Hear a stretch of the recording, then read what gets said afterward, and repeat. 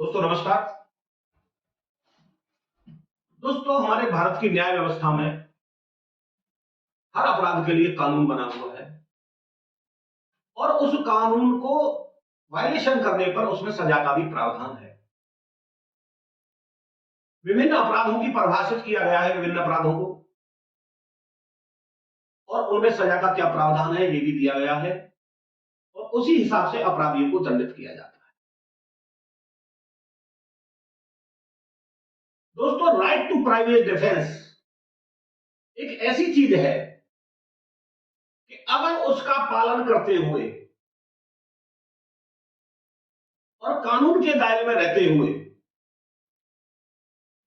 अगर आप किसी की हत्या कर देते हैं या आपसे किसी की हत्या हो जाती है तो आप किसी भी अपराध के अपराधी नहीं है। आपको कोई न्यायालय दंडित नहीं कर सकती, आपको कोई भी न्यायालय सजा नहीं दे सकती। वो कौन सी परिस्थितियां हैं जब आप किसी व्यक्ति की मृत्यु कारित कर देते हैं और आपको दोषी नहीं माना जाता, जब आप किसी व्यक्ति को गंभीर चोट दे देते हैं तब भी आपको अपराधी नहीं माना जा सकता। तो आज का वीडियो इसी संबंध में है दोस्तों। बहुत अहम जानकारी कानून के संबंध में मैं आपको देने जा रहा हूं। बहुत उपयोगी आपके लिए यह है कि कम से कम हम अपने राइट को तो जाने। कानून ने हमको कहां तक अपनी अपने शरीर, अपनी संपत्ति और दूसरे के शरीर की रक्षा करने के लिए क्या क्या हमें अधिकार दिए हैं।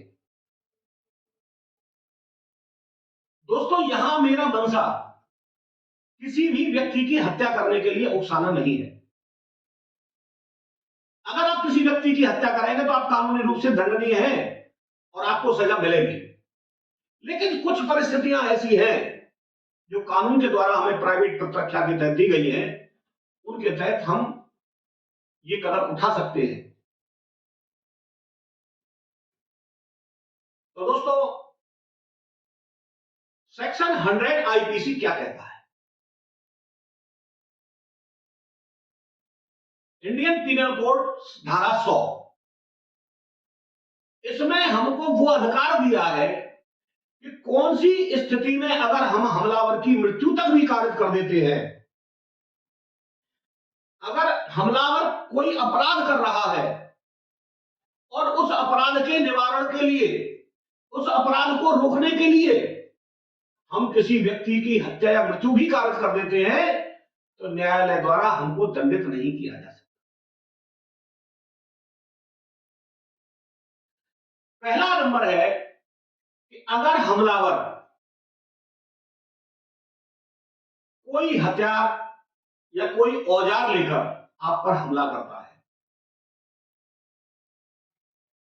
और आपको यह विश्वास हो जाता है कि अगर मैंने इसको नहीं रोका तो ये मेरी हत्या कर देगा या मुझे घातक हानि पहुंचाएगा, मेरे शरीर को गंभीर चोट पहुंचाएगा, और उस आत्मरक्षा करने में हम अगर उस व्यक्ति की हत्या भी कर देते हैं, उसको मृत्यु के घाट उतार देते हैं, तब भी कोर्ट के द्वारा या कानून के द्वारा हमें यह प्रोटेक्शन प्राप्त है। दूसरा है दोस्तों, अगर कोई व्यक्ति किसी पर बलात्कार के लिए हमला करता है या बलात्संग के लिए हमला करता है और इस आशय से किए गए हमले के तहत हम आत्मरक्षा में उसकी जान ले लेते हैं, तब भी हम किसी अपराध के दोषी नहीं हैं। तीसरा, अगर युक्त रूप से हमें यह आशंका हो जाए कि जो हमलावर हम पर हमला कर रहा है वो उस हमले से हमें गंभीर चोट देगा, घोर उपहति कारित करेगा, गंभीर चोट पहुंचाएगा, तब भी हम उस व्यक्ति की मौत कर दे, तब भी हमें कोई अपराध नहीं लगेगा। चौथा है प्रकृति विरुद्ध काम तृष्णा। इस उद्देश्य से अगर कोई हमला करता है तब भी हम उसकी मृत्यु कारित कर सकते हैं। नेक्स्ट है व्यवहार या अपहरण। किडनैपिंग और एब्डक्शन, चाहे वो अपना हो रहा हो या दूसरे का, अगर हमलावर ये कर रहा है, कोशिश कर रहा है, तो हमें उसकी मृत्यु कारित करने का पूर्ण अधिकार है। नेक्स्ट है दोस्तों कि हमलावर द्वारा इस आशय से किया गया हमला जिसमें व्यक्ति ऐसी परिस्थितियों में उस व्यक्ति का सदोष परिरोध किया गया हो, और ऐसा परिरोध किया गया है वह लोक से प्राधिकारियों की सहायता लेने में असमर्थ हो। तो जिस पर यह हमला किया गया, जिस पर यह अपराध किया गया है, जिसको सदोष परिरोध में रखा गया है, और वो ऐसी परिस्थितियों में है कि वो लोक अधिकारियों की सहायता नहीं ले सकता, तो वो ऐसे व्यक्ति हमलावर की मृत्यु कारित कर सकता है, तब भी उसे कोई सजा नहीं होगी। दोस्तों, ये प्रावधान जो दिया है ये किसी की मौत करने के लिए नहीं दिया गया है, सास है मौत, किसी को गंभीर चोट पहुंचाने के लिए नहीं दिया, ये केवल प्रावधान दिया गया है आत्मरक्षा के लिए।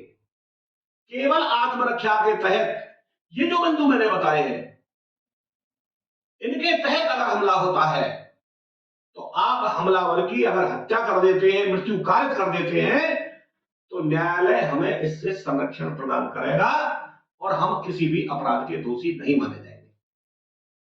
Section 100 IPC. तो दोस्तों, सजग रहे, सावधान रहे। अगर आप किसी व्यक्ति की हत्या होते हुए देख रहे हैं, आप हमलावर की मृत्यु कारित कर सकते हैं। अगर आप किसी माता बहन के साथ बलात्कार का प्रयास करते हुए किसी को देख रहे हैं, तो आप उस हमलावर की मृत्यु कारित कर सकते हैं। अगर कोई अपराधी किसी बच्चे का या किसी का अपहरण या व्यवहार कर रहा है और उसको ले जा रहा है, तब भी आप हमलावर की हत्या कर सकते हैं।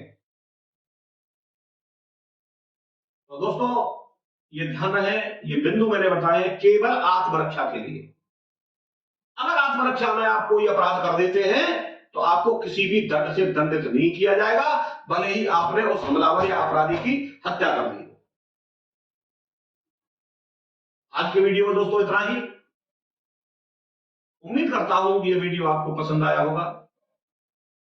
अगर वास्तव में यह वीडियो आपको पसंद आया हो तो मेरे वीडियो को ज्यादा से ज्यादा शेयर करें, लाइक करें और मेरे चैनल को सब्सक्राइब करें। अगले वीडियो में एक नई समस्या के साथ, नए कानून की जानकारी के साथ फिर उपस्थित होंगे। जय श्री राम, राधे राधे, जय श्री कृष्ण।